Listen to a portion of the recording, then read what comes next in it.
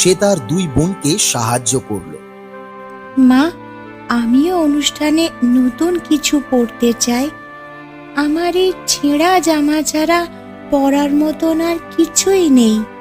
Cinderella, এই জামাগুলোই তোমার জন্য সঠিক, কারণ তুমি এই বাড়ির দাসী। আর তোমার জানা উচিত, দাসীরা কখনোই রাজপুত্রদের সাথে নাচ করে না, আর অনুষ্ঠানেও যায় না।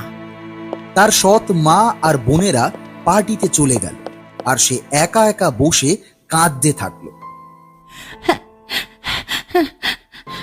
আমি পার্টিতে কেন যেতে পারবো না? আর যদি আমার মা বাবা থাকতো তাহলে এসব হতো না। হঠাৎ এক পরী মা উপস্থিত হলেন। তুমি কেঁদো না আমার সোনা, আমি তোমাকে অনুষ্ঠানে পাঠাবো। তুমি কি অনুষ্ঠানে যেতে চাও? চাই তো, কিন্তু যেতে পারবো না। আমার পরার মতন কোনো ভালো জামা নেই, আর যাওয়ার জন্য একটা গাড়ি পর্যন্ত নেই।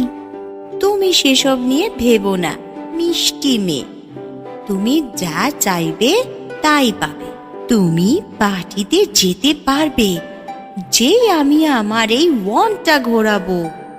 সিন্ডারেলার সব পুরানো জামা নতুন ঝলমলে হয়ে উঠল, আর তার পায়ে চলে এলো একজোড়া নতুন কাঁচের জুতো। আহা, দারুণ! এরপর পরিমা সিন্ডারেলাকে নিয়ে বাগানে গেল, আর তার জাদু ছড়িটা ঘোরালো, আর একটা কুমড়োকে ঘোড়ার গাড়ি বানিয়ে দিল, এবং ইঁদুরগুলোকে বানিয়ে দিল গাড়ি টানার ঘোড়া, আর পাখিরা হলো কোচওয়ার। আমি এবার পার্টিতে যেতে পারবো। আপনাকে অনেক ধন্যবাদ পরিমা। তবে মনে রেখো, মাঝরাতের মধ্যেই বাড়ি ফিরে আসবে, কারণ তারপর আমার জাদু ফুরিয়ে যাবে।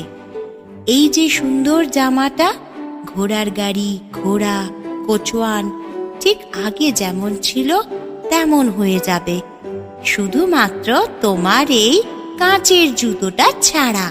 হ্যাঁ হ্যাঁ পরিমা, আমি সব খেয়াল রাখবো। আমি মাঝরাতের আগেই বাড়ি ফিরে আসবো। পরিমা, গুড বাই। সে পরিমাকে বিদায় জানালো এবং পার্টির উদ্দেশ্যে রওনা হলো।